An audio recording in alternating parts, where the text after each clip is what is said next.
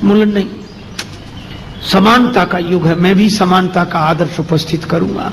कैसे? बोले हे देवी, तुमने मेरे पीछे अपने माता पिता का त्याग किया, तो हम तुम्हारे पीछे अपने माता पिता का त्याग करते हैं। हो गई समानता। अरे भाई, एक आदमी बोला माँ बाप दोनों बराबर, उसमें क्या है? अरे हमने कहा ये शब्द ही अंतर बताते हैं। जब हम लोग बोलते हैं माँ तो मुंह खुल जाता है माँ, और जब बोलते हैं बाप तो बंद हो जाता है। सीधी सी बात है, जिसके आगे बालक का मुंह खुल जाए वह माँ है, और जैसे देखते ही बेटे का मुंह बंद हो जाए वो बाप है। जय श्री राम मित्रों, हम आपके सामने एक हास्य कथा लेकर उपस्थित हुए हैं, जिसमें ज्ञान की बातें भी छुपी हुई हैं, किंतु हास्य भी भरपूर है। कैसे आलसी अपने कार्य को टालते हैं और कार्य करने से परहेज करते हैं, जबकि भगवान श्री कृष्ण जी ने श्रीमद् भगवद गीता में कहा है, कर्म करो, फल की इच्छा मत करो। लेकिन आजकल के समाज में लोग ऐसे हो गए हैं कि कर्म नहीं करना चाहते हैं, किंतु फल उन्हें चाहिए। सो मित्रों, ये कथा अवश्य सुने और इस कथा को लोगों तक जरूर पहुंचाएं कि आलसियों का क्या हाल होता है। चलिए कथा को श्रवण करते हैं, फिर बात करते हैं। एक राजा को बड़ी चिंता हुई कि हमारे राज्य में कितने आलसी हैं, तलाश करो।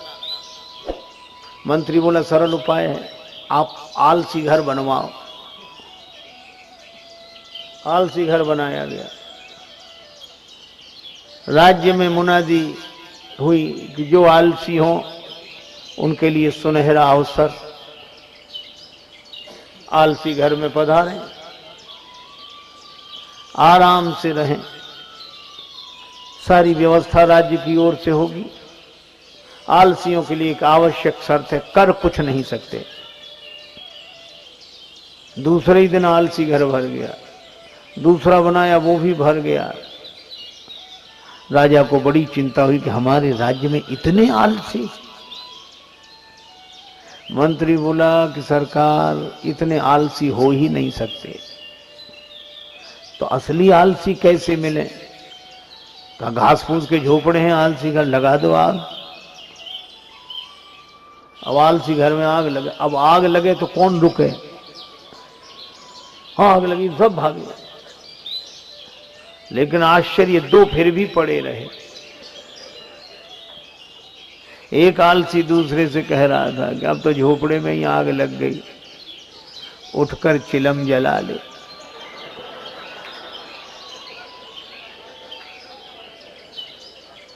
दूसरा बोला अब उठकर कौन जाए, आग तो खुद जलते जलते यहीं आई जा रही है।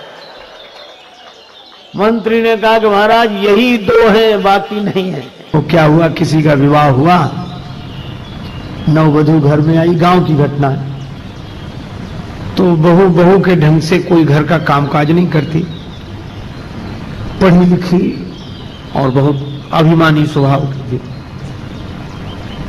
बेचारी सास सोचे कि घर का काम नहीं होगा तो क्लेश होगा, तो बेटे को दुखी नहीं देखना, तो खुद ही काम करती वो सब। एक दिन बेटे को लगा कि ये बैठी रहती है, तो बेटे ने सोचा कि मैं मां के हाथ से झाड़ू लेकर झाड़ू लगाऊंगा, तो इसे शर्म लगेगी। पति ने उसके हाथ से झाड़ू, नहीं तुम मत लगाओ, मैं लगाऊं। बोली नहीं, मां बोली मैं लगाऊंगा। और बेटा कहेगा नहीं माता जी अच्छा नहीं, मैं लगाऊंगा। और दोनों झगड़ने लगे। सोचा शायद इसे शर्म लगी, तो बहू बैठी बोली काहे को झगड़ा करते हो, मेरे तो सिर में दर्द होने लगा। क्यों झगड़ते हो, एक दिन तुम लगा लिया करो, एक दिन ये लगा लिया करेंगे। बोलो। और एक दूसरा दृश्य देखो, किसी आदमी का विवाह हुआ, पत्नी के साथ घर में आया बेटा, तो बहुत दुखी। पत्नी ने कहा क्या हुआ? बोले देखो तो तुमने मेरे पीछे अपने माता पिता का त्याग कर दिया। पत्नी बोली वो तो सब करते हैं, उसमें क्या है? बोले नहीं, समानता का युग है, मैं भी समानता का आदर्श उपस्थित करूंगा। कैसे? बोले हे देवी, तुमने मेरे पीछे अपने माता पिता का त्याग किया, तो हम तुम्हारे पीछे अपने माता पिता का त्याग करते हैं। हो गई समानता। अरे भाई, एक आदमी बोला माँ बाप दोनों बराबर, उसमें क्या है? अरे हमने कहा ये शब्द ही अंतर बताते हैं। जब हम लोग बोलते हैं माँ तो मुंह खुल जाता है माँ, और जब बोलते हैं बाप तो बंद हो जाता है। सीधी सी बात है, जिसके आगे बालक का मुंह खुल जाए वह माँ है, और जैसे देखते ही बेटे का मुंह बंद हो जाए वो बाप है। मित्रों, ये थी वो हास्य कथा जिसमें आपने गुरु जी के श्रीमुख से सुना कि आलसी कैसे होते हैं। कई तो जानबूझकर कार्य को नहीं करना चाहते। जैसे राजा ने अपने राज्य में आलसियों की गिनती के लिए मंत्री जी से सलाह ली। मंत्री जी ने उन्हें हल बताया कि कैसे आलसियों का पता लगाएं। उन्होंने एक झोपड़ी बनाकर मुनादी करवा दी। मुनादी में उन्होंने कहा जितने भी आलसी हैं उन्हें सारी सुविधाएं राजा के द्वारा इस झोपड़ी में दी जाएंगी।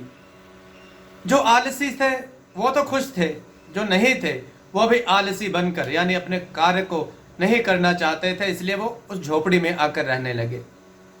तो राजा भी सोच में पड़ गया कि इतने आलसी हमारे राज्य में, हमारा राज्य तो डूब जाएगा। जिस राज्य में आलसी आलसी हो वो राज्य तरक्की कैसे करेगा? हर राज्य की तरक्की का एक राज होता है कि व्यक्ति काम करेगा तो राज्य को मुनाफा होगा, तो राज्य तरक्की करेगा। तो राजा ने सोचा इतने आलसी। मंत्री से फिर सलाह ली। मंत्री ने कहा महाराज ये इतने आलसी नहीं हैं, इसका हम पता लगा सकते हैं। उन्होंने झोपड़ी में आग लगवा दी। झोपड़ी में आग लगी तो जो आलसी थे वो बचे रहे, और जो जानबूझकर कर्तव्य से भाग रहे थे वो भाग गए। तो राजा को आलसियों के बारे में पता चला, और जो काम नहीं करना चाहते थे जानबूझकर उनके बारे में भी राजा को सब जानकारी हो गई। इसलिए मित्रों, कहने का मतलब यह है कि कार्य को, अपने कर्म को कर्म समझकर करें, उसको बोझ समझकर ना करें। कर्म को कर्म समझकर करेंगे तो आनंद से करेंगे, भगवान के साथ जोड़कर करेंगे तो आपको आनंद आएगा। इसलिए मित्रों, आपको यह कथा कैसी लगी कमेंट में जरूर बताइएगा। वीडियो को लाइक कीजिएगा, चैनल को सब्सक्राइब करना ना भूलिएगा। कमेंट में जय श्री राम अवश्य लिखिएगा। जय श्री राम मित्रों।